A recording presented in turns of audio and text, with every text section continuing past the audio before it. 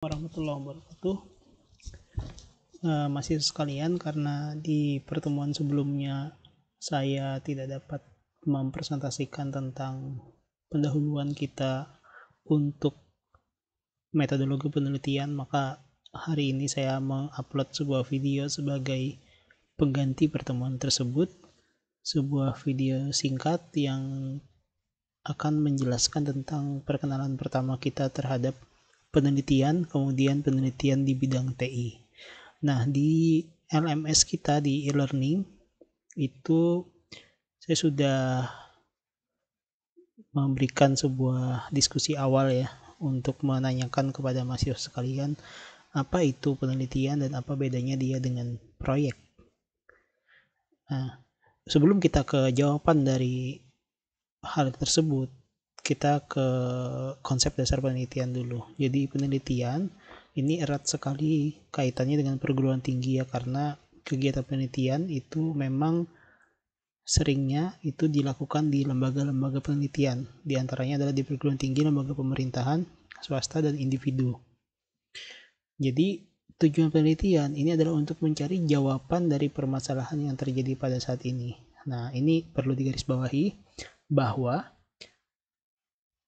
dasar dari penelitian itu menjawab permasalahan di bidang keilmuannya. Ya. Penelitian ilmiah itu menjawab permasalahan di bidang keilmuan. Itu dulu yang harus adik-adik mahasiswa pahami. Nah, sekarang kita ke pertanyaan saya di ini nih, di diskusi ya. Apa sih bedanya penelitian dengan proyek? Sebelum kita sampai ke perbedaan penelitian dengan proyek, kita terlebih dahulu membedakan antara proyek dan pekerjaan. Kalau pekerjaan itu adalah sesuatu yang berlangsung dalam jangka panjang ya, yang itu sesuai dengan profesi biasanya, itu pekerjaan. Tapi kalau proyek itu adalah sesuatu yang memiliki awal dan memiliki akhir. Jadi dia jangka waktunya itu ada awal dan akhir, dan dia biasanya relatif pendek gitu ya. Itu proyek. Nah, makanya di sini kan ada perkuliahan ya, proyek teknologi informasi ya, atau mungkin di perguruan tinggi lain itu namanya manajemen proyek dan sebagainya gitu ya. Di sana pasti kita temui ada manajemen proyeknya, ada timnya, ada pembiayaan dan sebagainya gitu. Nah, bagaimana dengan penelitian? Penelitian ini adalah salah satu jenis proyek. Penelitian itu adalah salah satu jenis proyek. Cuma dia spesial. Kalau proyek itu adalah mengerjakan apa saja yang sifatnya ada awal dan akhirnya. Kalau penelitian itu adalah proyek untuk mencari jawaban keilmuan dari sesuatu yang terjadi. Ya. Jawaban keilmuan ini bisa saja merupakan hal yang sangat sederhana. Misalnya, kalian pernah tidak mendengar kenapa kalau misalnya di siang hari itu lampu motor itu perlu dinyalakan? Kok ada ide untuk menyalakan lampu motor di siang hari gitu? Itu asal mulanya dari penelitian, karena ada yang meneliti bahwa kalau misalnya sebuah kendaraan bermotor itu dinyalakan lampunya, itu meningkatkan tingkat kesadaran kendaraan dari lawan arah terhadap keberadaan motor tersebut atau mobil tersebut gitu. Lebih melihat orang gitu ya. Pada awalnya orang itu tidak percaya bahwa hal tersebut memang benar, lalu ada penelitiannya membuktikan. Intinya penelitian itu adalah hal sederhana, kita belum tahu sesuatu, kemudian kita tahu gitu. Hal seperti itu ya. Itu berbeda dengan proyek. Proyek itu tidak ada urusan tahu dan tidak tahu. Proyek itu adalah ada suatu kepentingan untuk mengerjakan sesuatu, ada bayarannya, dikerjakan hingga pekerjaannya itu selesai ya. Pekerjaannya yang punya jangka waktu pendek tadi. Nah, tapi kalau penelitian itu ada sesuatu yang, saya ulangi lagi ya, ini harus jadi garis bawah. Kita belum tahu tentang sesuatu, kemudian kita tahu gitu. Itu penelitian. Jadi misalnya nih, Mungkin kalian ingin meneliti hal sederhana, misalnya berapa banyak rata-rata seorang perempuan remaja itu membeli tas setiap tahun misalnya. Hanya seperti saja, itu sebuah pertanyaan, berapa banyak rata-rata membeli tas setiap tahun. Apakah ada faedahnya? Belum tentu. Mungkin orang lain akan pertanyaan, apa gunanya meneliti itu? Ada faedahnya, tidak ada faedahnya, penting, tidak penting, atau apapun alasannya. Jika dia itu untuk mengetahui sesuatu yang kita belum tahu, itu sudah penelitian. Itu konsepnya. Nah, jadi hasilnya itu adalah karya ilmiah, ya, yang berupa makalah, laporan, penelitian, buku-buku ilmiah atau karya ilmiah yang dipublikasikan yang lain. Nah, itu penelitiannya. Nah, di sini ada definisinya, ya. Ini menurut Profesor Zainal Hasibuan tahun 2007, penelitian merupakan suatu proses mencari sesuatu secara sistematis dalam waktu yang relatif lama dengan menggunakan metode ilmiah dengan prosedur maupun aturan yang berlaku. Ini Hasibuan 2007 menyebutnya, ya. Jadi karena kita berada dalam kuliah metodologi penelitian, maka penelitiannya itu diselenggarakan dengan sistem tertentu. Makanya di sini disebut secara sistematis gitu. Misalnya, ya, tadi mengetahui berapa banyak tas yang dibeli oleh perempuan muda dalam 1 tahun. Itu memerlukan penajaman lagi itu sebenarnya gitu. Misalnya datanya diambil dengan cara seperti apa, yang namanya perempuan yang diambil datanya itu dari batas umur berapa sampai berapa, datanya diambil kapan gitu, ya. Datanya diambil di wilayah mana, datanya diambil mungkin di kalangan ekonomi yang seperti apa. Itu namanya batasan penelitian, ya. Itu adalah salah satu hal penting dalam metodologi yang tadi dikatakan harus secara sistematis. Jadi penelitian yang benar itu dia punya sistemnya, bukan asal ambil. Asal ambil itu nanti hasilnya belum tentu bisa dipertanggungjawabkan gitu, ya. Nah, dia bisa dilakukan oleh seorang atau sekelompok orang membentuk tim. Nah, ya. Jadi tahapan dalam penelitian itu umumnya seperti ini: identifikasi masalah, perumusan masalah, penyusunan pustaka, rancangan, pengumpulan data, pengolahan data, penyimpulan hasil. Seperti ini, ya. Jadi ada yang kuantitatif, melibatkan suatu ciri tertentu berupa perhitungan, angka atau kuantitas. Ada yang kualitatif, ini memahami fenomena, memahami sesuatu, ya, itu kualitatif namanya. Nah, oke. Sekarang di diskusi kita itu ada juga saya sebut dengan novelty. Novelty itu artinya kebaruan, ya. Sebuah penelitian itu harus memiliki nilai kebaruan. Kenapa? Karena sesuatu yang tidak baru itu tidak ada gunanya. Misalnya begini, kamu mau meneliti apakah kalau tidak bernapas di dalam air itu selama 1 jam mati atau tidak, misalnya. Itu sesuatu yang tidak baru gitu. Ngapain diteliti? Sebagian besar orang tahu kalau tidak bernapas di dalam air itu, ya pasti kalau selama 1 jam pasti mati. Tidak ada hal baru dari itu. Jadi tidak ada gunanya sesuatu itu diteliti. Suatu hal yang pasti dan orang sudah lama tahu hal tersebut. Nah, kalau penelitian yang memiliki novelty ini biasanya modenya ada 2. Ada dia menguji suatu teori gitu, ya, yang baru saja ditemukan. Jadi teori ini baru. baru saja ditemukan gitu. Kemudian ditemukannya ini oleh orang lain, tapi karena dia baru saja ditemukan, belum banyak yang menguji teori tersebut. Misalnya nih ya, tentang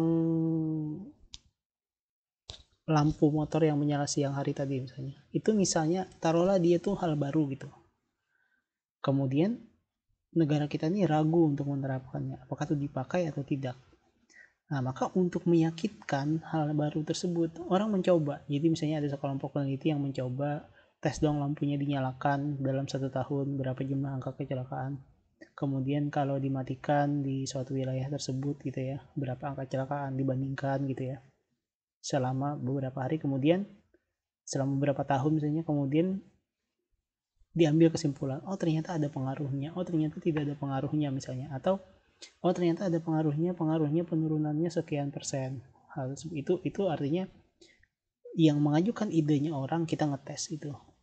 Atau ini yang kedua, yang ada suatu cara orang melakukan sesuatu, kemudian kita mengajukan gagasan baru untuk mengerjakan hal tersebut dengan cara yang berbeda. Lalu kita yang pertama mencetuskannya, kita sendiri yang ngetes untuk pertama kalinya.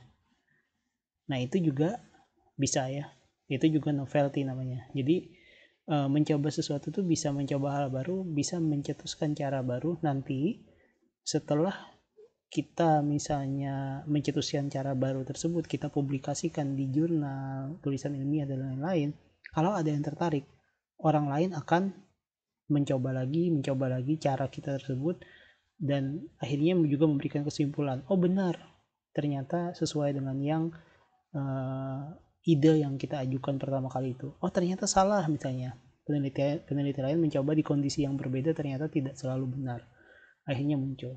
Nah jadi cara manusia di dunia ini mendapatkan ilmu pada dasarnya begitu caranya gitu ya. Jadi ada yang mencetuskan ide baru, ada yang mencoba berkali-kali. Kalau sudah banyak yang mencoba itu dan ternyata hasilnya sama, itu akhirnya dia mencapai titik jenuh. Itu biasanya 3 tahun ke atas gitu ya. Suatu teorema yang sudah lama dicetuskan itu biasanya sudah memiliki hasil yang stabil gitu. Ada kesepakatan di antara ilmuwan di dunia, akhirnya dia begini hasilnya gitu ya, stabil. Nah biasanya hingga dia 10 tahunan teorema yang sudah diuji dan hasilnya sudah yakin hasilnya seperti itu, selalu seperti itu, baru dia masuk buku. Jadi jurnal terbit berpuluh-puluh, beratus-ratus jurnal tentang ide tersebut. Kalau sudah terpola dan para peneliti itu sama-sama yakin bahwa hasilnya selalu begitu nih setiap kali dicoba gitu ya, baru masuk buku. Makanya di perguruan tinggi itu jurnal itu lebih menarik untuk dijadikan sumber pengetahuan dibanding buku. Kenapa? Karena buku itu 10 tahun sudah terbukti sebuah ilmu, baru dia masuk buku. Biasanya seperti itu. Kalau misalnya masih sering dicoba oleh para peneliti, itu tidak ditulis dulu dalam buku. Kenapa? Karena dia belum meyakinkan gitu ya. Masih dalam tahap riset. Nah, itu khasnya sebuah penelitian. Beda ya dengan proyek ya, dimana proyek itu justru kebalikannya. Teknologi yang digunakan di dalam proyek itu kalau bisa jangan merupakan teknologi yang masih dalam tahap coba-coba. Jadi tahapnya itu harus teknologi yang sudah terbukti stabil gitu, proven ya. Nah ini ragam penelitian. Jadi ada yang eksperimen, mencoba sesuatu, ada kontrolnya gitu ya, sesuatu yang dikondisikan, itu eksperimen. Ada yang deskriptif, nah ini ada di buku yang di LMS itu ya. Ada yang korelasional, ada yang penelitian evaluasi ya. Ada contoh-contohnya, silakan dipilih sendiri. Ada simulasi ya, simulasi ini seperti namanya ya, dia mengkondisikan sesuatu seperti kejadian aslinya, kemudian hasilnya bagaimana gitu ya. Nah, ada survei, ini biasanya kaitannya dengan data, dan biasanya penelitian yang sifatnya survei ini kuantitatif, kemudian dia erat sekali dengan populasi dan sampel biasanya. Harus ada ilmu statistikanya. Ada yang studi kasus. Nah, studi kasus ini yang sering terjadi, yang sering dicoba di penelitian terapan, ya. Di diploma di D3 biasanya studi kasus yang digunakan gitu ya, karena memang menerapkan sebuah ilmu pada kasus tertentu gitu. Jadi dia lebih mempertanyakan bagaimana kalau ini dicoba untuk keperluan ini. Yang ditanyakan adalah masih bagus nggak, efektif tidak, dan lain-lain ya. Tapi tetap berpegang bahwa yang dicoba untuk diterapkan itu adalah teknologi yang baru atau teori yang baru. Nah, ini ragam penelitian, ada yang teori dasar, ada yang etnografi, ya, kegiatan analisis secara mendalam dari kelompok sosial pada umumnya, melakukan pengumpulan data observasi, wawancara, serta pemain jenis penelitian, membangun karakter, tingkah laku, serta kepercayaan diri suatu kelompok dari masa ke masa. Nah, etnografi memungkinkan peneliti ikut serta merta menjadi pengamat peserta aktif. Ya. Nah, ini kultural, penelitian historikal, etnologi, dan lain-lain. Nah, itu penelitian. Jadi biasanya orang meneliti itu begini ya. Kalau di pertemuan akan datang tuh kita nanti akan belajar tentang studi literatur ya. Jadi kalau di penelitian tuh orang biasanya bacanya jurnal. Misalnya saya akan tunjukkan seperti ini. Ya, ini ada jurnal. Judulnya analisis perbandingan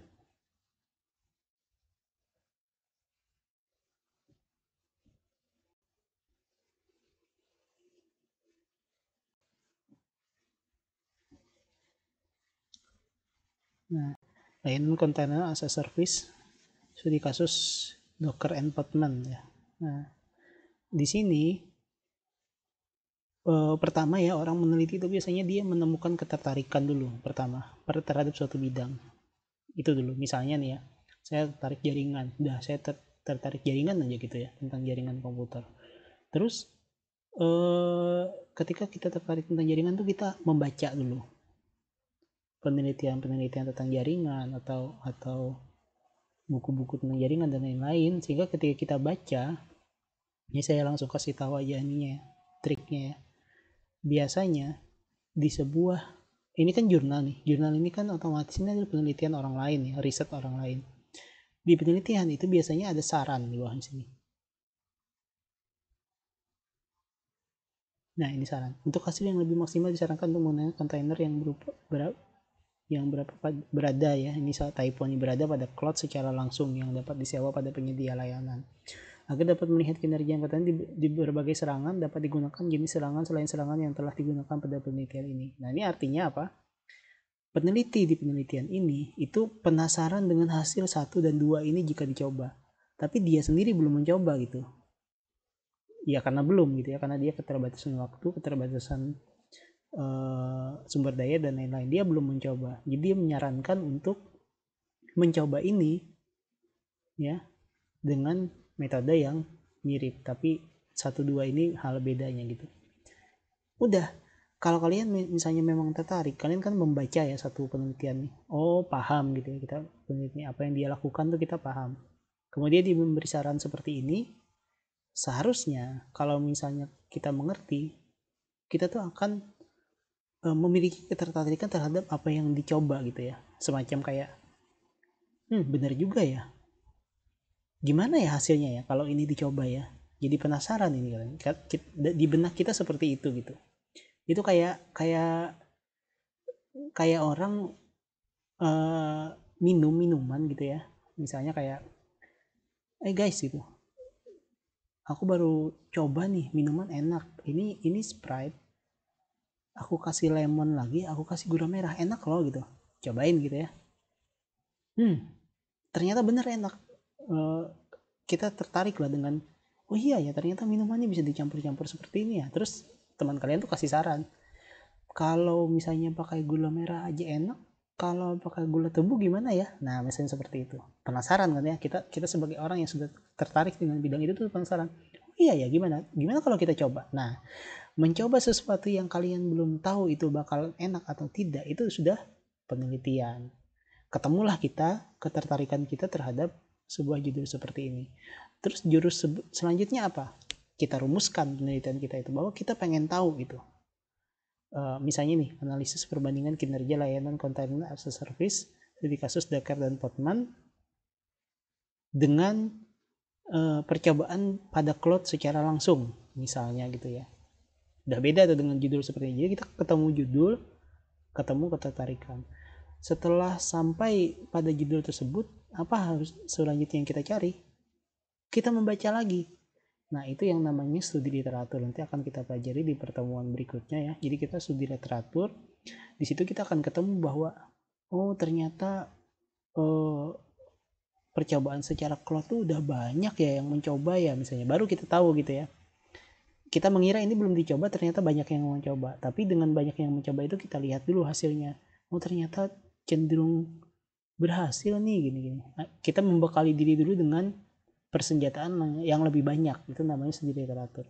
Tapi karena kasus ini baru misalnya ya, usulan ini baru, yang mencoba itu pun baru, kita mau lanjut nih, masih belum yakin nih, kayaknya yang mencoba baru 2-3 orang gitu ya, akhirnya kita lanjut. Nah itu yang namanya studi literaturnya sudah menemukan state of the art ya, orang-orang yang sudah mencoba, orang-orang terakhir yang sudah mencoba di dunia, dan kita ingin ikut mencoba karena kita masih kurang yakin, dan kita ingin mencoba untuk meyakinkan diri terhadap teori yang baru ini. Tapi kalau mencoba itu sudah banyak sekali yang mencoba ya, kalian ketemu jurnal nih, ada saran seperti ini, banyak sekali yang mencoba dan hasilnya selalu sama, itu ada dua kemungkinan, jurnalnya memang tidak berkualitas baik, atau memang itu jurnal sudah lama sekali. Kalau jurnal sudah lama sekali, biasanya dia sudah masuk buku, sarannya itu sudah terjawab gitu, dan sudah masuk buku saking lamanya jurnal tersebut. Makanya jurnal itu sebaiknya yang baru-baru ya, 3 tahun ke atas, lebih muda dari 3 tahun itu lebih baik. Biasanya sarannya ini adalah sesuatu yang belum terjawab kalau jurnalnya itu baru. Jadi kalau mencari judul penelitian, judul TA dan lain-lain itu, lihat saran jurnal saja itu, tapi yakinkan bahwa jurnalnya itu adalah jurnal yang bagus. Jadi seperti itu ya. Mudah-mudahan tadi pengandaiannya dan lain-lain itu bisa masuk di teman-teman semua. Sudah paham ya arti penelitian ya. Penelitian dibandingkan dengan proyek. Penelitian itu adalah salah satu jenis proyek, tapi dia mencari hal yang belum diketahui dari problem keilmuan, bukan problem kemasyarakatan ya, problem keilmuan. Kalian sudah kenal dengan yang namanya jurnal. Mengapa jurnal itu lebih baru daripada buku gitu ya, karena itu memang adalah tempat penerbitan secara ilmiah dari penelitian-penelitian yang terbaru. Bagaimana pola orang meneliti dengan membaca jurnal terbaru, melihat saran, kemudian penasaran, tertarik, mencari studi literatur tentang dia, nanti akan kita bahas. Bagaimana dia bedanya dengan proyek. Kalau penelitian itu cari sesuatu yang belum tahu, cari sesuatu yang terbaru. Kalau proyek justru cari sesuatu yang pasti-pasti aja gitu ya. Karena di proyek itu menggunakan teknologi itu yang pasti-pasti aja. Kalau sesuatu yang masih eksperimental, jangan dipakai di proyek. Kalau gagal bagaimana gitu. Nah, di proyek itu cari teknologi yang terbaik, tapi pasti. Itu hal yang sangat berbeda prinsip antara proyek biasa dengan penelitian gitu ya. Oke, nah untuk pembuka kita itu dulu. Nanti akan kita ketemu di video berikutnya tentang penelitian bidang IT dan studi literatur. Terima kasih. Assalamualaikum warahmatullahi wabarakatuh.